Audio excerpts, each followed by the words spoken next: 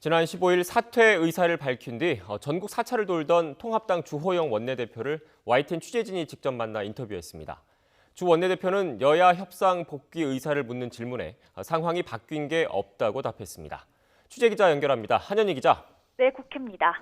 네, 주호영 원내대표가 집거에 들어간 이후 입장을 물을 수 없었는데 어디서 만난 겁니까? 네, 경북의 한 사찰에서 만났습니다.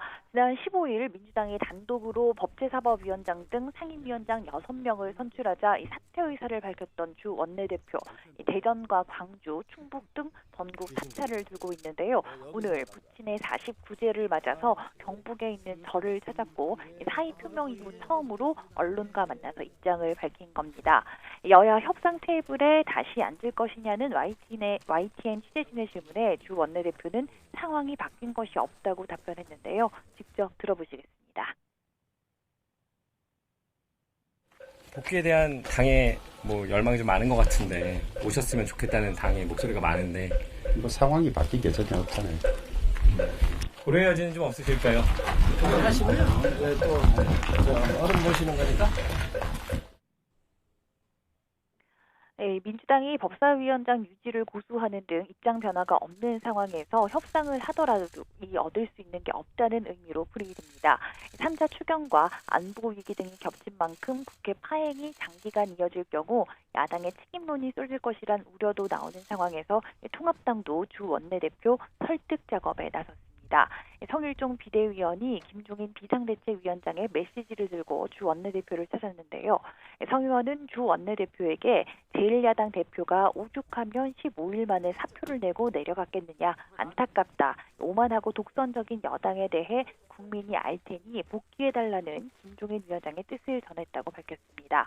말없이 듣기만 하던 주 원내대표는 무슨 뜻인지는 알지만 그냥 올라가기는 쉽지 않다는 입장을 밝혔다고 성 의원은 전했습니다.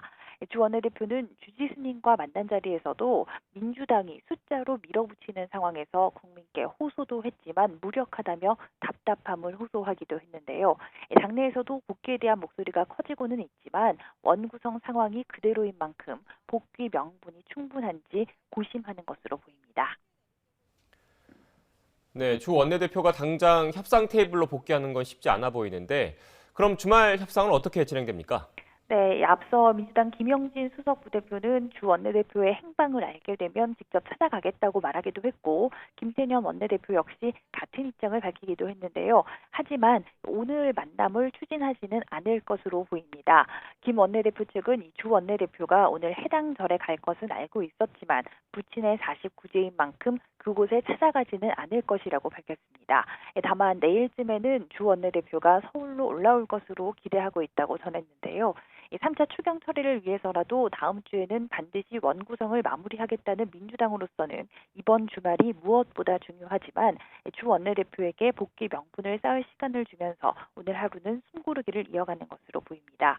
다만 합의를 더 미룰 경우 양당 모두 비판에 직면하게 될 수도 있는 만큼 오늘 수석 대표 간 전화통화 등 물밑 협상을 이어가며 내일은 본격적인 대화에 나설 것으로 보입니다.